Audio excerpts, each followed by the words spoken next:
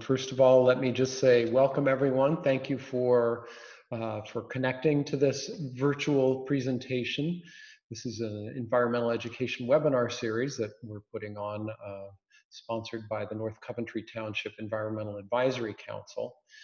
We've certainly got a lot of support from the township. I'd like to thank the chairman of the Board of Supervisors, Jim Marks, and our township manager, Erica Batdorf, who've been very supportive of us in pulling together this series of educational webinars. Now, as you can see on the screen, we've got 4 of them planned for this year, beginning tonight with I think, a really good topic for introducing this whole series. Water Policy in America, Historical Context. It's presented by Cory Trego. That'll follow next month with a presentation on native plants in the landscape, followed by a very, I say, a topic of great local interest, and that is the hidden lives of North Coventry's frogs and salamanders. That'll be our August webinar. And then in September, just before the migration of raptors begins, we'll have a webinar on hawk identification for beginners.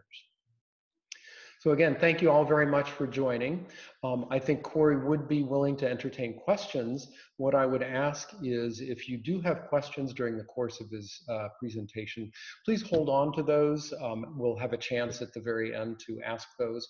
Or if you prefer, you can use the chat function within the Zoom meeting. So if you look at the very bottom of your screen, there's a little button that says chat. You can click on that and then type in a question if you have one. And so I think with that, I will welcome Cory. Cory is a resident of North Coventry Township. He's one of the volunteers who helps out at the EAC and has turned out to be a very valuable contributor to our EAC. So Cory, thanks, and take it away. All right, thank you very much, John. I'm excited to kick off this webinar series. My talk for tonight is Water Policy in America, a Historical Context. Just to give you guys a brief background of what we're going to be going over tonight.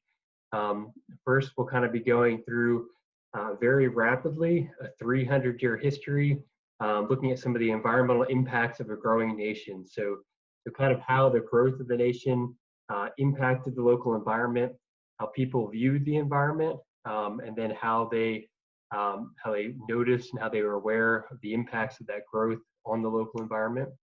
We'll discuss a little bit of the rise of the conservation movement, so how these impacts kind of culminated in these figures that kind of led to important environmental regulations. We'll talk about the federal response to environmental degradation, some of the policy that was enacted to clean up the water throughout the country. We'll talk a little bit about the role of state and local governments. And then we'll conclude kind of looking at some progress, looking at water trends over the past couple of decades to see where are we now compared to where we were before some of this legislation went into place. So we're going to start several hundred years ago, way back at the kind of the founding of the original colonies. So at the beginning of the colonies, when people first came over to America, for the most part, it was a vast wilderness. People were not used to so much dense forest. They were used to Europe, where people had been for thousands of years, and they had significantly cleared trees and cleared areas for agriculture. North America, Native Americans were much more willing to live with the landscape and not control it and not clear it for their own use. So colonists kind of explored or came across a very new context to them. So people like Cotton Mather was a Puritan minister who was a leader of the colonies up in Massachusetts. A lot of his writings kind of focused on encouraging colonists to go out there and to make what he called a howling wilderness a fruitful field. So going out and taming the landscape, making it something that they could make money off of, they could profit, and that they could kind of shape into what they wanted it to be. To transform this wilderness into something that was kind of man-made and a little bit artificial. This quote by John Adams, I think, kind of summarizes pretty well how a lot of the colonists viewed North America when they came over here. He wrote, "The whole continent was one dismal wilderness, the haunt of wolves and bears and more savage men. The forests are removed, the land's covered with fields of corn, orchards, bending with fruit, and the magnificent habitations of rationalized and civilized people. So John Adams kind of came over here. Again, this prevalence of wilderness was all around, and to a lot of the early colonists, clearing that land, making it habitable, making it something that they could plant crops, raise agricultural products on, to again make the colonies flourish. It's kind of a major goal of the early colonists. And colonial leaders, they recognized, they said, hey, there's a lot of natural resources here. At the time, there was a thought that the natural resources of the New Worlds were it was endless. There wasn't a whole lot of thought about the repercussions from clearing vast amount of forested lands, from damming up rivers and streams. It was more just an idea that the more we can clear and the quicker we can clear it and convert it to agricultural land, the more quickly we can expand across the face of North America and the eastern seaboard, the better off our country will be. And in many ways it did. It led to exceptional growth throughout the country, and the colonists produced a lot of really good products that were then shipped throughout the world. But even all the way back in the 1620s, people did begin to realize that there would have to be certain regulations that would be put in place, and that needed to be put in place to minimize the impacts to other people and their livelihoods. So as early as 1626 in Plymouth Colony, they had resource conservation laws limiting the amount of timber you could harvest. By 1637, there were laws limiting the type and the amount of wildlife that you could harvest, and limiting the restriction you could have on heron migrations, because people were worried that by building dams on certain streams, you were cutting off the food supply for a lot of colonists and early settlers. So people did realize, the decisions they were making on the landscape were having consequences, and they realized there had to be a framework put in place to kind of guide people's actions. And this concept of common access to natural resources, in many ways in the first couple hundred years of the nation, just led to a lot of overexploitation initially. A lot of people, cutting down more than they could, more than they needed for timber, harvesting more wildlife than they needed, and the influences was pretty broad across the colonies. Just to kind of highlight a couple of those early impacts from the original settling of the eastern seaboard. This map here, all these little orange triangles, each one of those shows the location of a mill dam in the late 1800s. There's 1,025 of them here in York, Chester, and Lancaster counties by the late 1800s. Why those are important: each one of those mill dams, of course, they were very necessary for the generation for grinding, for sawmills, for many of the things that kind of led to the expansion of the country, that led to the building up of the country. But the mill dams, they did have unintended consequences on the streams and on the valleys of the area. I think these photos do kind of a pretty good job of showing the lasting impact that those mill dams have had, and kind of reminding us of the impacts that they would have had back in the day on the streams and rivers on which they were built. So you can see my mouse here. The dark sediment down here in the images would have been the original ground back about 300 years ago. So before much of the land was cleared, before much of this area was settled by Europeans, that would have been the ground in many of the valleys in this area. And the soil deposited over top of that is soil that had washed off of the landscape after forests had been cleared, after crops had been planted. And in many areas, especially behind these mill dams, that soil would wash into streams, it would be flushed downstream, and then it would accumulate behind these dams in these very thick deposits. At the time, that would have transformed the streams from having a nice rocky bottom, a nice good flow with well oxygenated water, streams that would have had, forest around them. They would have been nice and cold, supporting, many fish species, including trout. At the time these dams were put in and the landscape was cleared and the sediment washed in, you would have had a sandy, silty bottom. You would have lost many of your native fish species, and you would have warming water temperatures and degraded water quality. And that would have been really obvious to a lot of the colonists back in the day, and obvious for people, hundreds of years in the future. These impacts could still be seen. Another major impact on the environment that kind of the growth of the nation had was timber harvest. So for the first 300 or so years of the country, timber was harvested, all across the eastern seaboard at unprecedented rates. These images on the top right here, this shows the Susquehanna River. So the river, down at this point, it's over a mile wide, and you can see it's choked full of logs here that have been floated down from upstream. The image here at the bottom left and the top right show images from Potter County back in the early 1900s. So early 1900s, throughout the 1800s into the early 1900s, much of Pennsylvania and much of the Northeast was pretty much stripped of all the mature timber in the area. And what that did is that, again, it led to a lot of the sediment flushing down off of the hillsides into our streams and waterways. And another good photo to kind of illustrate that,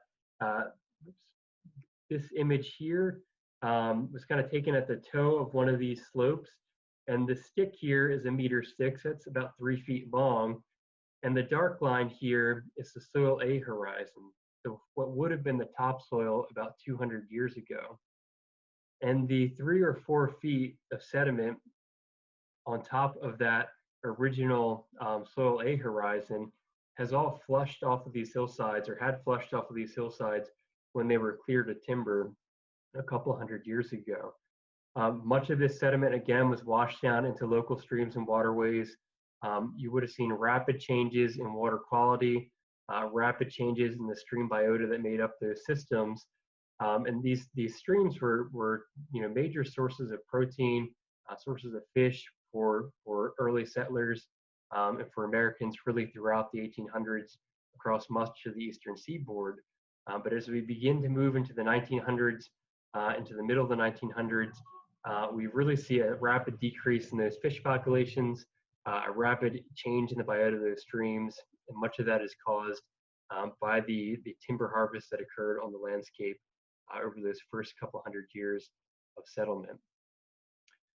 So just to kind of, again, I thought these next couple of maps highlighted really well how much the population of the United States changed and how much area was settled between 1800 and 1900.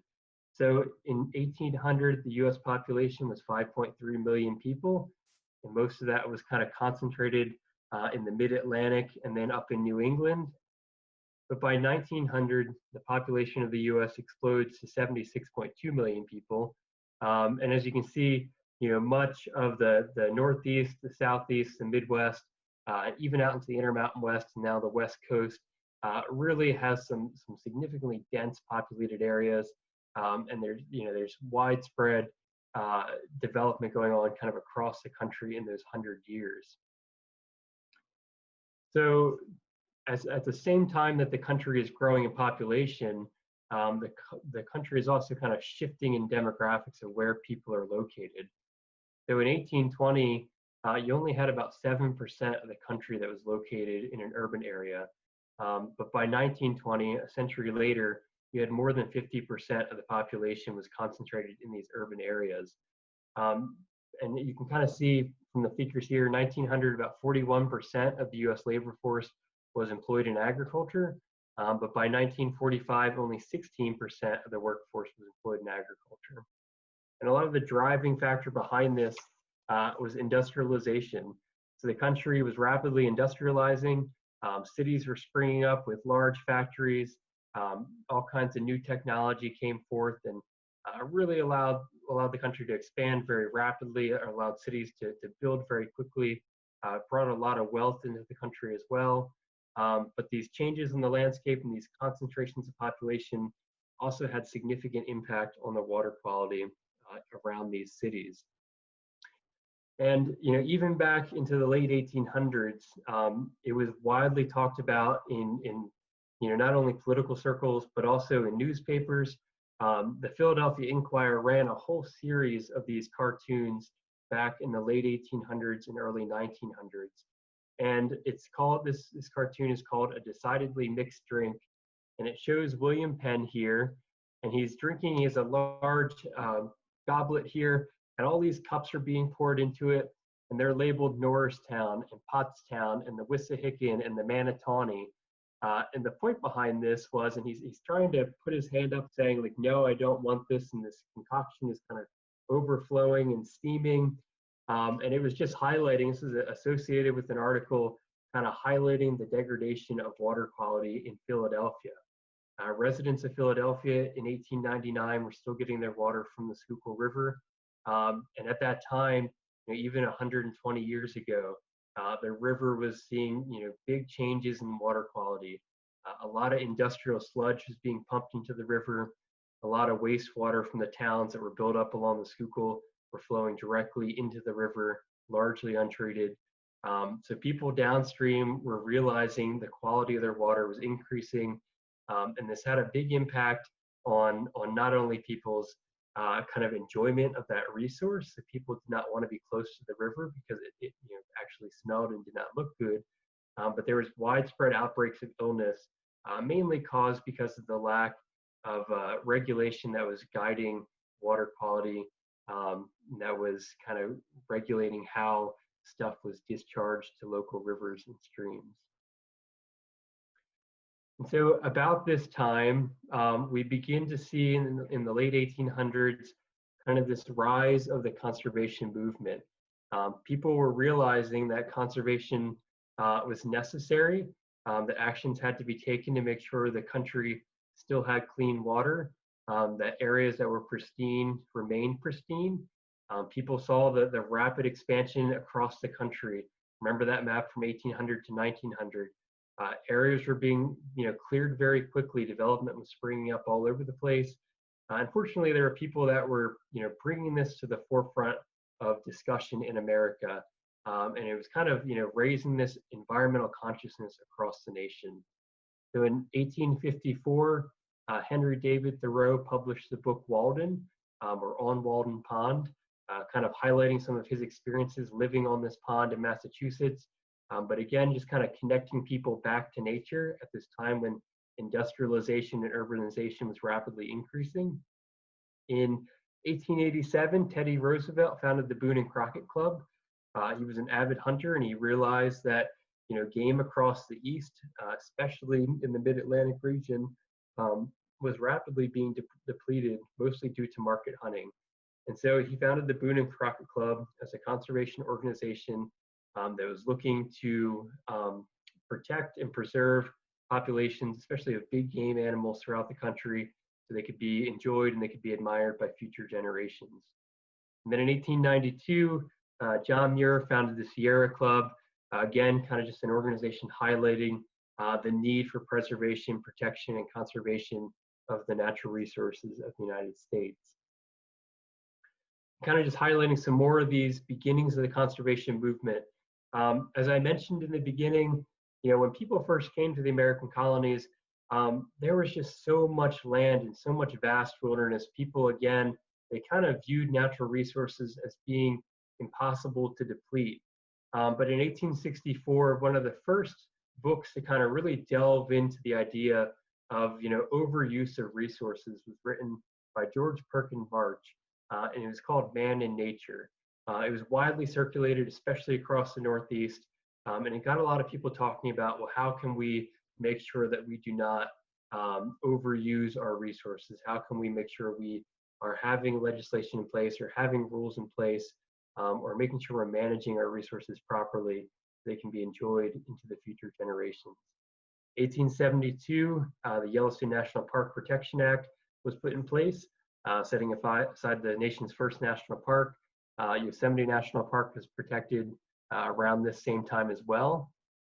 In 1899, we had the Rivers and Harbors Act, which kind of just limited dumping into navigable waters in the United States.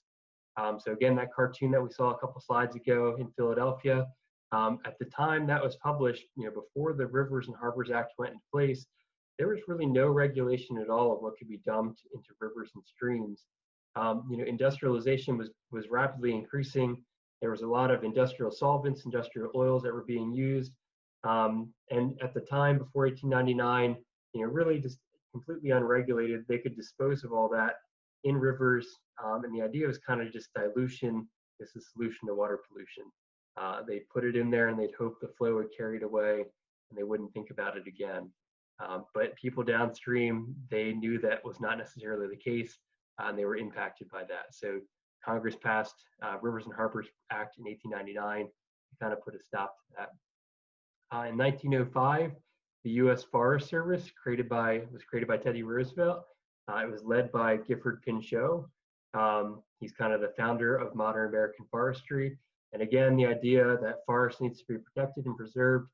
People realized the benefits that it had on watersheds across the nation, how it could lead to improved water quality.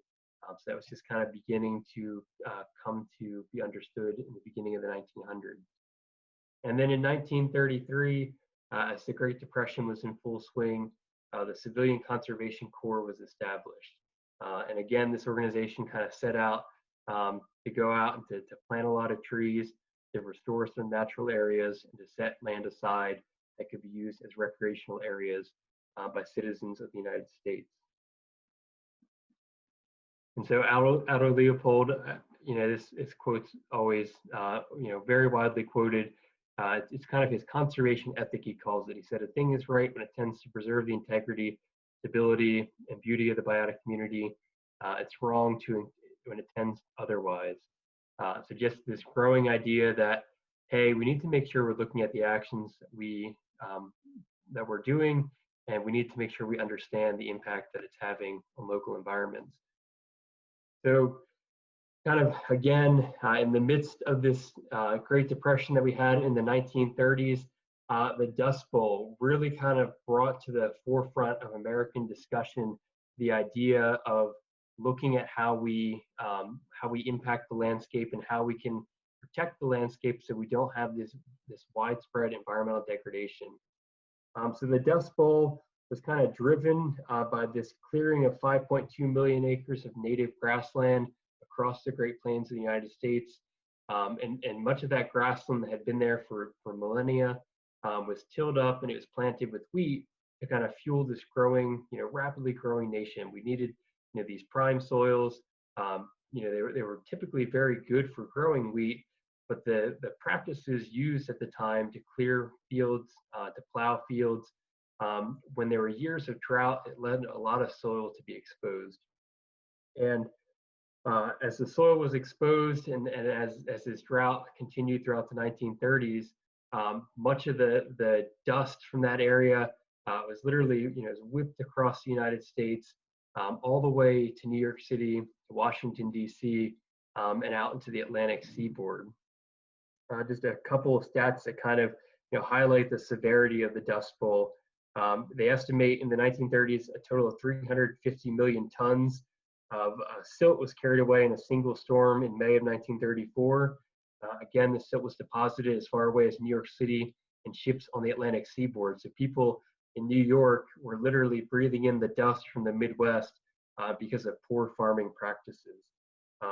People would wake up and it was very tangible. They would realize, what was happening, and it was generating discussion about what could be done. They estimate about 7.5 inches of topsoil was lost across 23.5 million acres of the Great Plains. Lost and it deposited either in rivers and streams and flushed down to the oceans, or blown across the country to much of the east and deposited across many of the cities. And so this led to action in Washington. In 1933, they created the Civilian Conservation, or the Soil Conservation Service. Today, that's the Natural Resource Conservation Service. The main goal of that organization today is still to reduce soil erosion, to help agricultural producers do that. Fast forward a couple of decades, and Rachel Carson, who is a wildlife biologist with the Fish and Wildlife Service, a federal agency. She published a book called Silent Spring. Silent Spring was very widely read. It sold over 6 million copies across the world. And it really was kind of one of the major things that led to a significant amount of environmental regulation being put in place in the 1960s. In the book, kind of Carson, she named it Silent Spring because of the large number of amphibians that were dying off, primarily due to different types of pesticides that were being used across the country. And she kind of explored the links of some of these pesticide uses to declines in amphibian populations and bird populations, and then also highlighted the evidence that some of these pesticides were also causing widespread cancer across the country. Many of these pesticides were being washed into our local waterways and then were being flushed through the ground into groundwater aquifers, and so they were ending up in people's drinking water. Her book, again, 6 million copies sold, kind of brought this to the attention of the nation and kind of gained a lot of support for environmental legislation, and particularly for the creation of the EPA. Fast forward just a couple more years. In 1969, the Cuyahoga River fire and the Cuyahoga River at Cleveland kind of captured national attention. Time magazine had a statement that I kind of find funny, but was widely viewed as true. They said the Cuyahoga River is chocolate brown, oily, bubbling with subsurface gases. It oozes rather than flows. The Cuyahoga River actually caught fire many times throughout the 1950s and 1960s because many of the industrial plants in the Cleveland area were discharging much of their oils, their solvents, directly into the Cuyahoga River. And a lot of that stuff was kind of sitting directly on the surface, and it was very flammable. So a lot of times there were a lot of railroads crossing the river. As a train would go over and sparks from the locomotive would kind of fly into the water, it would catch the water on fire. But in '69, there was this very large fire that, again, it caught the national attention of the media. A lot of people began paying attention to this because, while this was happening in Cleveland, Ohio, there were a lot of rivers across the country that were very degraded. They had high levels of oils and organic solvents in them, and people were realizing the poor condition that their streams were in. What really kind of led this to capture media attention, the mayor of the city, Carl Stokes, he's pictured in the upper right here, because this river kept on catching fire. He did as much as he could to bring in national media and say, hey, he had a lot of press conferences at the outfalls of some of these discharges of local factories, showing people what the water looked like so people could see with their own eyes, not just the photos from the river fire, but also to see, like on the bottom left down here, that's dipping a white t-shirt into the water and pulling it up, and it comes up, covered in oil and grease. Those images are very powerful, and again, it kind of gained a lot of national attention, and it helped to spark the public outcry that kind of led to the passage of the Clean Water Act in 1972. That same year, so later in 1969, there was a massive fish kill in Plant City, Florida, where 26.5 million fish were killed because of industrial discharges and algal blooms because of a lot of nutrients going into waterways. So 26.5 million fish were killed and washed up onto local shores. They estimate that in 1969 alone, about 41 million fish died in fish kills across the country. Again, these were very widely published. They gained a lot of attention at the time. And again, kind of highlighting, fish can't live in the water. People are drinking that water. Is that something that we need to address? And most people kind of resounded with or responded with a resounding yes. It's something that needs to be addressed and addressed very quickly. And so, federal response, federal legislation kind of never really happens in a vacuum. There's all these things that drives legislation forward. And some of the events that I just covered were some of the major things that led to the passage of some of these major pieces of legislation from the late 40s throughout the 1970s. So in 1948, the Federal Water Pollution Control Act was passed. And this was a very soft act. It really just provided some funding for states to go out and to do some research on their water quality, to see what kind of pollutants and contaminants were in their local streams, and then maybe to fund some projects to kind of begin to reduce those local contaminants. In 1965, the Water Quality Act began to require states to actually issue water quality standards for their interstate waters. So they had to sample the streams, and then they had to say, okay, based on what we're sampling here and based on what we know of a healthy stream, what type of levels of pollutants should we allow in these streams? What type of maximum levels are we going to have? And so states were required to begin implementing those national regulations. By 1970, the National Environmental Policy Act, also called NEPA, was signed into law, and the EPA was established. The National Environmental Policy Act just requires that any kind of federal action, it has to be examined to make sure it does not have a deleterious impact on the environment. There's a lot of complaints about NEPA even today. It can be a little bit of an onerous process to navigate, but kind of the origins of that was saying, okay, we're going to start at the federal level saying federal money is not going to be used for projects that might cause environmental degradation. We're going to take a deeper look into these projects to make sure that they're being done in a responsible manner that's not going to harm local water quality. And then one of the biggest acts of the 70s, and really probably the biggest act for water pollution control in the past 100 years in the United States, was the Clean Water Act. So the Clean Water Act was passed in 1972. It was kind of a rewritten version of the Water Pollution Control Act from 1948. But this was, at the time, and really still is today, it's the primary federal law that governs, water pollution throughout the country. And so the Clean Water Act in 1972, really it was looking at addressing water quality, trying to improve water quality by managing point source discharges. The point source discharges, as you can kind of see by the pipe shown here, those are discharges that are coming directly out of a pipe, usually from a factory or from a wastewater treatment plant, or something like that. A lot of times they contain sometimes untreated effluent, especially back before 1972. You'd have a lot of untreated effluent, a lot of materials that was used in industrial processes was maybe diluted. Some of it might have been, kind of filtered out, but a lot of it was just kind of, pumped into streams. And again, the idea was, there's a lot of water in these streams, we'll flush downstream. If it's diluted enough, the issue will just kind of go away. So the Clean Water Act sought to say, okay, well, we know a lot of our pollution is coming directly from these point sources. If we can work with these people that are producing point source pollution to reduce the amount of pollutants going into waterways, we'll have a large impact on improving water quality throughout the country. And for a couple of decades, the Clean Water Act, and really still does today, it had a really large impact on improving water, across the nation. People began to see really very quickly in the first decade or so after the Clean Water Act was passed, they began to see better water quality, lower levels of many toxic pollutants.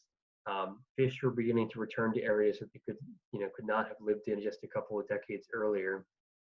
But by the late 1980s, people kind of realized that, yes, point source pollution, is very important and it needs to be controlled. But things called non-point source pollution, so stuff that doesn't necessarily come directly out of a pipe, pollution that just kind of, it emanates across the landscape. So it might be, sediment washing in from an agricultural field, or stormwater discharge, running across a city street and flushing trash into a stream. That kind of stuff, was not regulated at all prior to 1987. But there was growing pressure in Congress to say, hey, yes, the Clean Water Act does a good job at regulating stuff coming from a factory or wastewater treatment plant, but we need to go one step further, and we need to try to regulate these non-point sources to really improve water quality. And so So it did. So the amendment in 1987 kind of set in force a lot of different parameters that led to significant improvements in water quality from controlling point source pollution sources.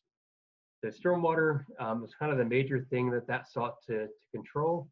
So stormwater is just water that kind of runs off the landscape from snowmelt, from rain events. As you can see here, a lot of times stormwater can be laced with sediment. It can contain a lot of trash. It contains stuff like brake pad dust and oils that are on roadways. And a lot of that, prior to 1987, just kind of washed directly into streams. And much of it still does today, but there is a little bit more guidance in place to try to reduce that runoff and try to capture that a little bit before it goes into our waterways. And so one of the major programs that some of you might be familiar with is the Municipal Separate Storm Sewer System program. Many people struggle with this program because it's challenging to implement and it does cause a lot of headaches for municipalities. It's far from a perfect program. They're still kind of working out how this is actually implemented across Pennsylvania, especially. But the Municipal Separate Storm Sewer System program basically was looking at municipalities, cities, areas included in what are called census designated urban areas. So areas that have a certain population density. The goal of this program was to regulate that runoff and to capture that and to try to infiltrate some of that runoff and try to remove some of that pollutant before it reached our stream and riverways. So what is an MS4? They include things like detention basins, our storm pipes, so any kind of storm sewer system. Water that runs off into these storm grates often goes into these detention basins. It can include things like these curb bump outs. This one I think might be in Westchester, but curb bump outs that again, they kind of go into this greater storm sewer system and they're captured and eventually they're outletted to local streams. The goal of the MS4 program was, again, it was to reduce the amount of runoff that reaches those systems, and then two, try to capture some of the pollutants before that runoff ends up going into our local streams and waterways. So I kind of wanted to transition a little bit and to go more into the role of state and local governments and just talk a little bit about how streams are classified in Pennsylvania and kind of looking at, okay, well, how do people monitor streams? How are individual regulations placed on stream? What kind of guides that? So in Pennsylvania, the DEP is in charge of stream classification. So they have a series of what are called protected uses. So things like a protected use of aquatic life. So based on sampling biotic life in the streams, going out sampling the fish and the benthic macroinvertebrates, a stream could be designated as either like a cold water fishery, a warm water fishery, or a migratory fishery. And based on that designation, it would have to achieve certain water quality standards. Streams that are used for water supply would have a varying degrees of use. So they could either be potable water, water that's used for actual drinking of residents. It could be water that's used for industry or water that's used for agriculture. Depending on what a stream is designated, potable water kind of has the highest quality standards. It would have specific water quality parameters that stream was supposed to meet. And then streams can be designated for recreation or for fish consumption. And so for each of these protected uses, a stream is listed as either being a cold water fishery, it's either potable or not potable, so it's used for drinking water, not used for drinking water. Most streams have a recreational use. Pretty much all streams have some kind of fish consumption use. And if there are contaminants in place that do not meet the thresholds of these specific protected uses, that stream could be then listed as an impaired waterway. And impaired waterways, there's a program that we'll talk about in a minute impaired waterways, the ideally those waterways will kind of be brought up into unimpaired status. There's programs out there called Red Stream Blue. DEP highlights those streams in red on most of their maps. The goal is to eventually turn those streams blue by improving the water quality to the point where it would meet the designated uses established for that stream. Certain streams that have really good water quality, so they're meeting water quality standards for that specific waterway 99% of the time, they could be designated as a high quality water. So you can petition to the DEP based off of water quality samples for a stream to be listed as a high quality water. And then if a stream meets that high quality criteria, and then it also supports, either some kind of special recreational value, special value to the community, or supports some kind of, endangered or rare fish species or fish species of special interest to people, including trout. Like Valley Creek has a lot of trout in it. It can be petitioned to be listed as an exceptional value water. And so both high quality waters and exceptional value waters have additional regulations placed on them for development in those watersheds to try to improve and then try to maintain the integrity of those streams. So this is a map of Chester County highlighting the exceptional value and the high quality waters. So the streams that are highlighted in green on here, those streams are high quality streams. So again, they're meeting their water quality standards most of the time, or at least they were at the time the stream was designated a high quality stream. Some of these streams are listed as high quality because they might support, a trout fishery, or they may support really good benthic macroinvertebrates, those bugs that live in the stream bed. We have 466 miles of high quality streams in Chester County, and then 190 of those streams have been designated as exceptional value streams. So again, many of these have exceptional water quality, or some of them are still impaired, but they support some kind of really special population of fish or invertebrates. Again, in Chester County, most of these would support trout. Like Valley Creek, has an exceptional brown trout population. And so, kind of on the flip side of that, yes, we have a lot of really good high quality streams in Chester County, but we actually have a lot more impaired streams. We have 1,394 miles of streams that are listed as impaired by the DEP. I mentioned a minute ago that the goal of many of these programs is to take these red streams, these impaired streams, and to turn them blue. One of the ways they do that is, again, through that MS4 program. Some of these waterways that are listed as impaired will have certain limits placed on various pollutants. So they create what's called like a total maximum daily load. And that total maximum daily load is typically how many pounds of either sediment or how many pounds of nutrients, nutrients are typically like fertilizers, are allowed to pass into that stream. And so the goal of these TMDLs, they're set for each of these waterways that are impaired, or for many of the waterways that are impaired. And the goal is to say, okay, if we can bring the level of nutrients and the level of sediment down to these standards, these streams then have the potential to be no longer listed as impaired, and they can be taken off the impaired list, and they can change from red to blue. And again, they can kind of meet the aquatic life standard, the potable water standard, recreation standard, and again support the type of biota and the type of ecosystems that they were originally supporting. And so one of the ways that municipalities have a role in this is municipalities can implement stormwater management ordinances. So in 1978, Pennsylvania, the Pennsylvania General Assembly passed what was called the Pennsylvania Stormwater Management Act, often referred to as Act 167. And that Act 167 required that each county would adopt, within 5 years of the passage of that act, a stormwater management plan for each watershed within the county. And the goal was, again, to say, okay, well, we know that we're now controlling source pollution because the Clean Water Act did that in 1972.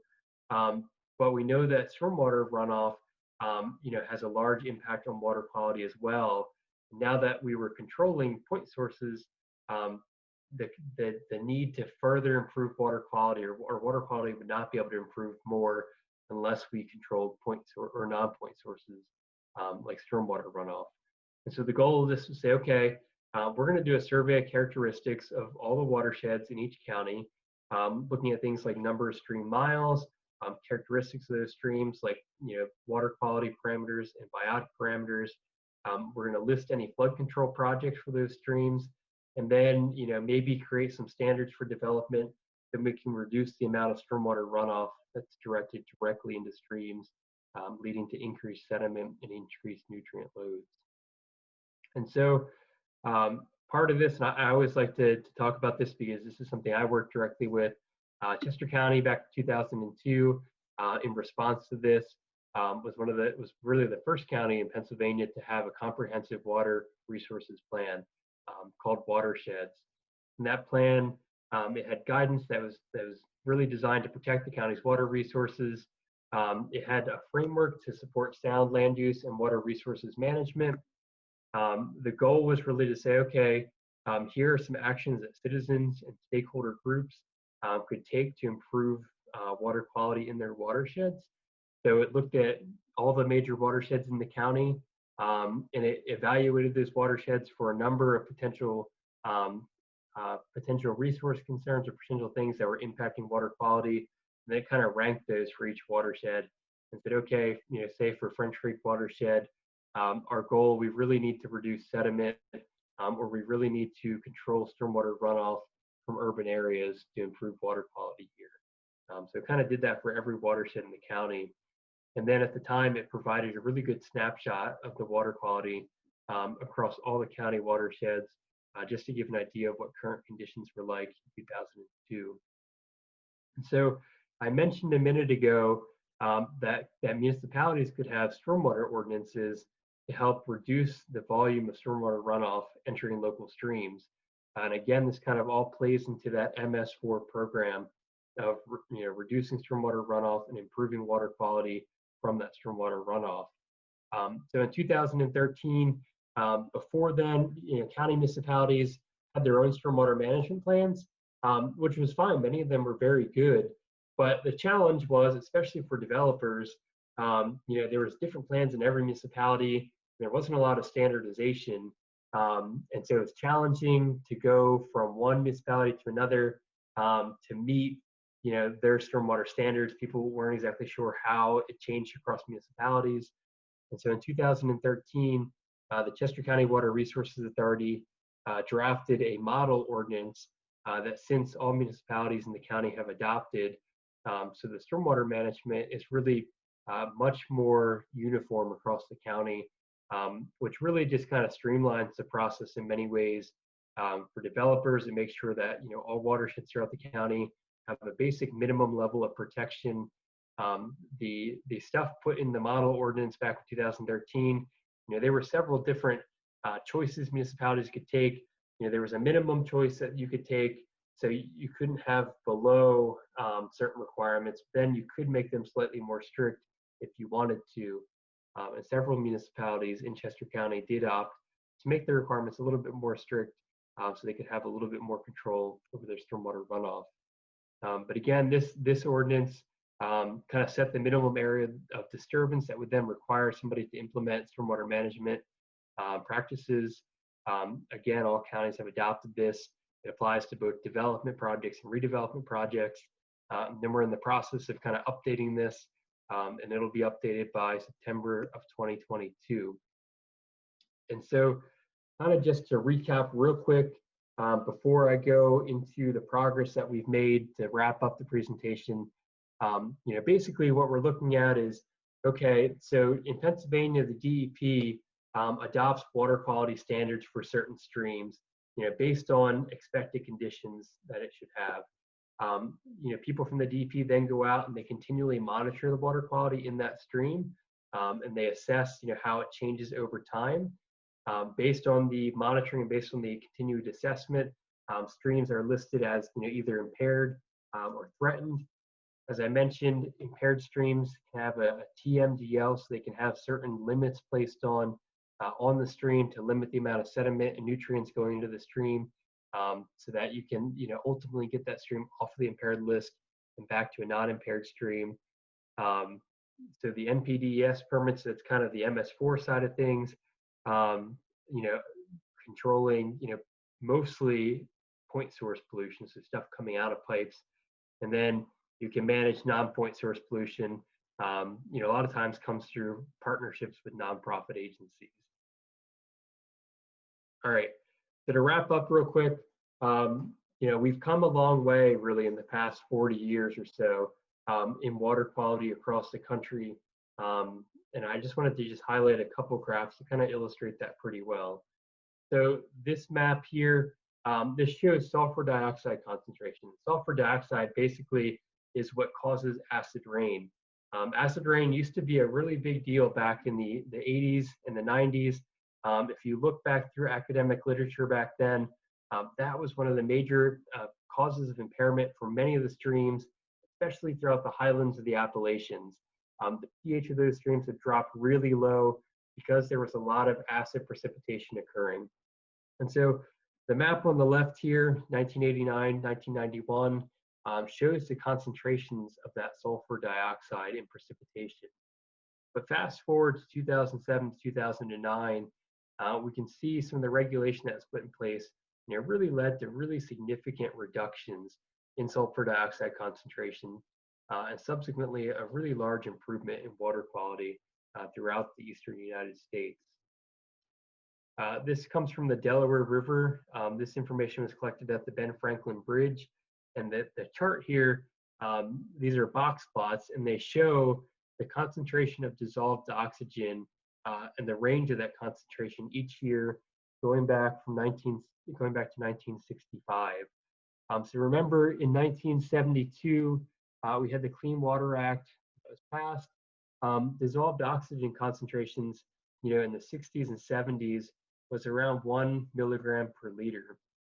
1 milligram per liter dissolved oxygen in the water is really low and could really only support the most tolerant fish species, like maybe a catfish or a carp, but probably not even them. Most insects, most aquatic organisms could not live in streams that have a dissolved oxygen concentration as low as the Delaware River had in the 60s and 70s. By the time we move into the 80s, you can begin to see that average concentration rise. The EPA's current criteria is 3.5 milligrams per liter as a minimum. As you can see today, the Delaware River averages somewhere around 6 to 7 milligrams per liter throughout much of the year. Dissolved oxygen is reduced when there's a lot of pollutants in the waterway. Bacteria breaks those pollutants down, and as they do that, they eat up a lot of oxygen. As stuff decomposes, again, the bacteria that decomposes that stuff, it uses a lot of oxygen in the water, and so you get those really reduced levels.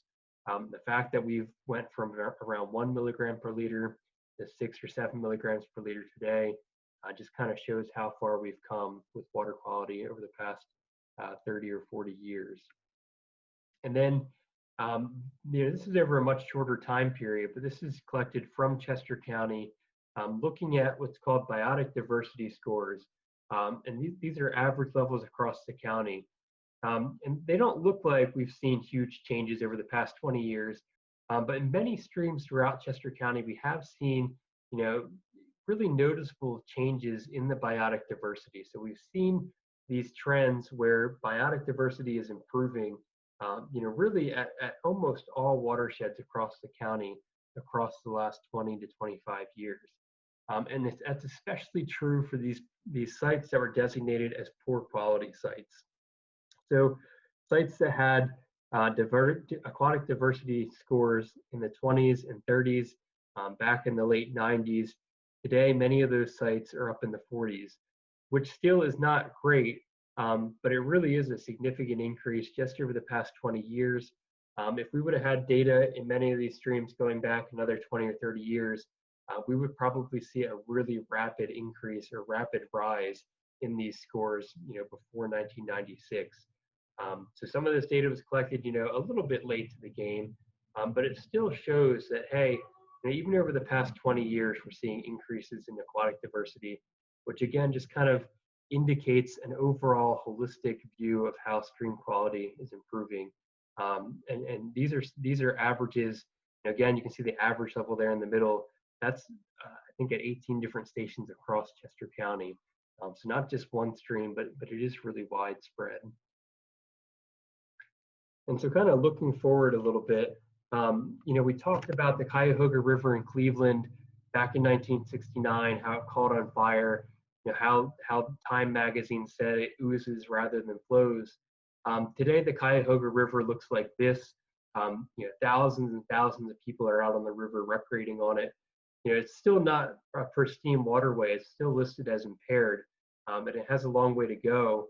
But in the 60s, it really was not recommended to even touch the water. There were so many carcinogenic compounds in there. You did have an increased risk of developing cancer if you routinely came in contact with it. But today, people are out there paddleboarding. They're not swimming, but they're paddleboarding, they're fishing in it, they're kayaking in it. People are much more connected to that resource because it is clean, because the water quality has been improved. Overall, the past 30 and 40 years across the United States, we've seen really significant increases in water quality because of some of the federal and state and local legislation that was put in place. Many of these legislation, they're certainly not perfect. They need to continue to be improved. They need to continue to kind of smooth out some of the rough spots in them and some of the paperwork challenges that can come from them. And there's things like, again, we have to include, looking at balancing property rights, looking at balancing, funding, looking at things like how precipitation patterns going to change over the next 20, 30, 40, 50 years. How will sprawl continue to go over the next couple of decades? So there are many challenges, but over the past 40 or 50 years, we have really risen to the occasion and addressed many of the most urgent challenges of the time. So that kind of wraps up my presentation. I thank you guys for listening, and I encourage you, if you have any questions, please don't hesitate to ask them. All right, I'm going to stop my screen share here. Well, thank you, Cory. That was excellent. It was. I like how we started with looking at the history of the U.S. Looking back to the Industrial Revolution and the changes in the use of resources and the impact on the environment of that, and you've brought it all the way up to the modern day and to our local area, which is wonderful. Thank you very much for that. Right. I guess what I would say is I would invite folks to, if folks have questions, again, please feel free to either unmute yourself and ask a question, or what I would say is we've gotten one question so far in the chat, which is an interesting one, a very practical question. Yes. Would you swim in the Schuylkill River? Yep. Yeah. So actually, I had somebody ask me this a couple weeks ago about another stream in the county.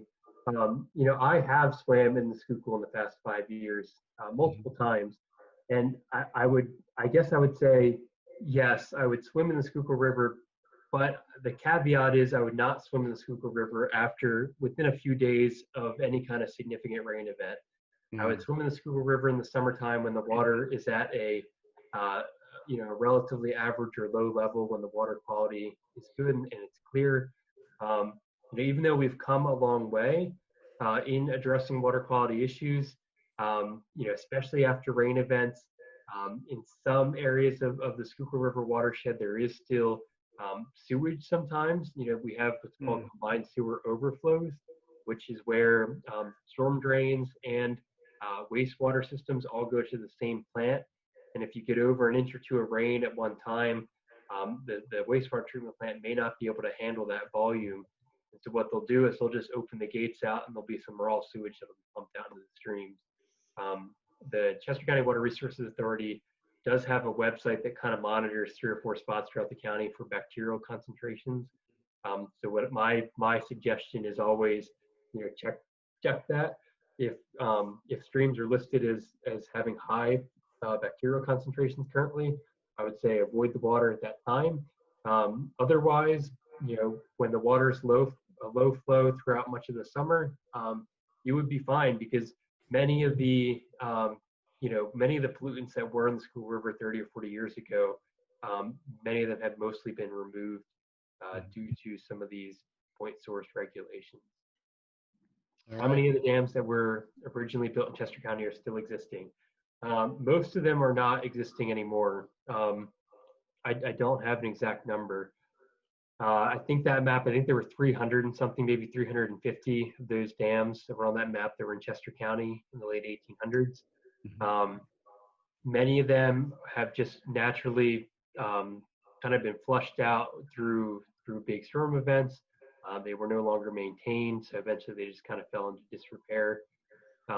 There are still quite a number of some of the larger streams, like especially the Brandywine. And there's some efforts, really concerted efforts to remove them, mostly because they pose a safety hazard. People die, every couple of years in the Brandywine because of some of the low head dams out there. They're swimming or kayaking over them, and they kind of get, caught off guard and caught up in the turbulence at the bottom. So they are trying to remove many of the dams that are left. Okay. Well, I can tell you that within the last 5 years, I've also swum in the Schuylkill River, though it was not on purpose. I was kayaking and ended up getting a little wetter than I had planned. All right. So Justin says, can you discuss how agricultural practices are exempt from many safety regulations regarding water runoff? I can touch on some of that. So specifically with stormwater runoff, which is most of the runoff that you would see from an agricultural area, there is much less strict standards for agricultural areas because of the cost mostly that would be associated with capturing that runoff. There's always a worry that they don't want to place an undue burden on farmers, requiring them to meet these strict water quality standards because they would not be able to financially meet them. And so for example, in Chester County, technically, if you build something over 1,000 square foot of impervious surface, you have to do some sort of plan to capture some of that runoff. And then if it's over 2,000 square feet or over 1 acre disturbance, you have to really have a specific plan in place to show that you're not going to have erosion, you're not going to have sediment leaving the site. Agricultural runoff, that is especially with farm fields, that's not the case. They would be exempted from that. I think they can build up to 5,000 square feet of impervious area before they have to start capturing some of their runoff. So it is much more relaxed for them. It's something that still is discussed quite a bit today. We had a meeting back in January trying to get at people's opinions on how we could best kind of meet in the middle a little bit, making sure that farmers had reduced runoff, but not making sure that they had such an undue burden that it would be impossible to meet the regulation. So that's still kind of a little bit of a balancing act. But all right, so another question I often see, plastic bottles in some creeks when I go birding. What can be done in terms of policies to reduce or to eliminate that? Yeah, so that is something that we see a lot of as well. Every year we do a stream cleanup down in Westchester, in a stream adjacent to the county's property down there. And we see, we pick up hundreds and hundreds and hundreds of pounds of trash every single year from the site. And so honestly, littering is still illegal. And so it's not, there are policies in place that people can't legally dispose of that kind of stuff along streams. It's people that are just being kind of thoughtless or careless when they do that. I think the big thing we can say is do things like, hey, we can label storm drain systems, because a lot of that stuff is delivered to the stream through a storm drain system. We can put those like medallions on a storm drain system that say, drains to a local waterway, or we could put signs out there that raise awareness that runoff from parking lots or runoff from many of these roads, where people kind of either leave their plastic bottles or they leave their Wendy's wrappers. Eventually a lot of that makes its way to streams. So part of it is just advertising better that, hey, this ends up in local waters, and many of those waters are used for drinking or for recreation. And then B, I think part of it is just making sure we can get out there and pick it up, sponsor stream cleanup programs, support those when they are in the community, because they're really effective at cleaning up streams. And when the stream is clean, and when you're advertising that that this waste or this runoff will eventually make its way to streams, I think people realize, oh, somebody cares about this. Maybe they will start caring about it too. So Justin says, would you say agriculture is a major contributor to total pollution? How would agriculture rank? I would say today it's probably somewhere close to 50-50 in Chester County, and it depends what watershed you're in. If you are in Honeybrook Township, because of the sediment and the nutrients that are going into the streams. In North Coventry Township, it's probably close to 50-50, if not slightly skewed towards more urban runoff. A lot of people point the finger at the ag community, and the ag community has a lot they can improve, and it really over the past couple of decades. But honestly, there's just as much sediment entering streams from stormwater runoff over these large parking lots, from construction sites, as there is from many of the agricultural areas. One thing I had an ag producer point out to me at a meeting a couple months ago. He's like, well, people like to blame agriculture, and he said, yes, agriculture can has things they can do better, but if an ag producer does something like plants a riparian buffer, or maintains a riparian buffer, that buffer will have immense benefits, and the infiltration volume on some of these farms alone has immense benefits to the watershed. We still have a long way to go in terms of making sure people are applying an appropriate amount of fertilizer. When you over apply fertilizer, that kind of leaches into the groundwater and eventually ends up in people's wells, so people are drinking it, and that does cause health problems. So I would say probably overall in Chester County, it's somewhere around 50-50. 50% of our problems are urban caused, 50% are from ag. Let's see. So Kim said, I should know what MS4 stood for.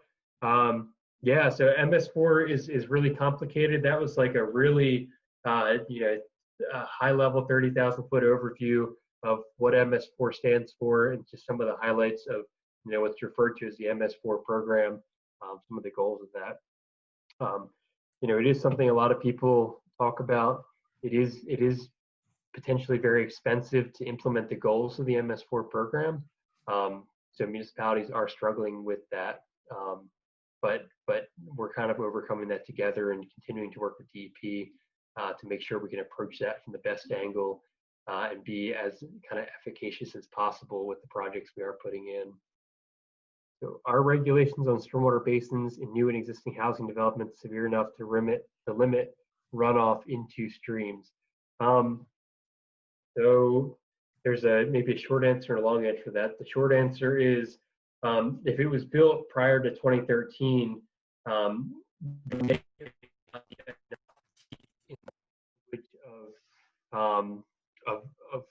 whatever organization owns that stormwater system to actually cause it, or to cause somebody to go out and to repair it to meet current standards.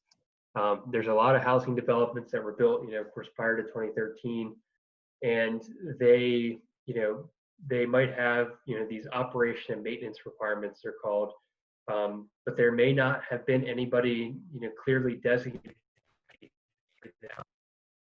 or they might have designated that to an HOA that doesn't actually have the funding to carry out those requirements. And so some of those stormwater basins are not necessarily, meeting their intended designed standards.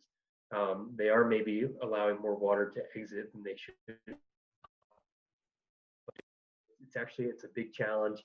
We hear about this all the time at the county, and with a lot of people that I work with. People continually ask about old stormwater basins and what can be done about them. And it is hard to say what exactly can be done about them, mostly because it takes money, and money is always a limiting factor in these things. So, but if it was after 2013, operation and maintenance requirements are supposed to be filed at the county recorder of deeds. Those requirements are typically reviewed by the county or by the municipal engineer. And so in theory, if a stormwater basin was built after 2013 and it's failing for one reason or another, and it's causing degraded water quality, in theory, you could go back to the recorder of deeds and say, okay, who's responsible for maintaining this? And then what actually is required to be maintained? And then, you should be able to follow up with them to kind of nudge them or enforce that so they actually do take the required maintenance actions, so it does meet the designed standard. So, yes, thank you. All right, if there's no other questions, I thank you guys for the questions that you did have. And if you have any questions, I'll actually leave my email in the chat here. It's corytrego@gmail.com. And if you have any questions that come up anytime, just shoot me an email and I'd be happy to answer them. So thank you. All right. Thanks, Cory, for your presentation. It was excellent, very informative, and a great way to kick off this whole series. So thank you. Awesome.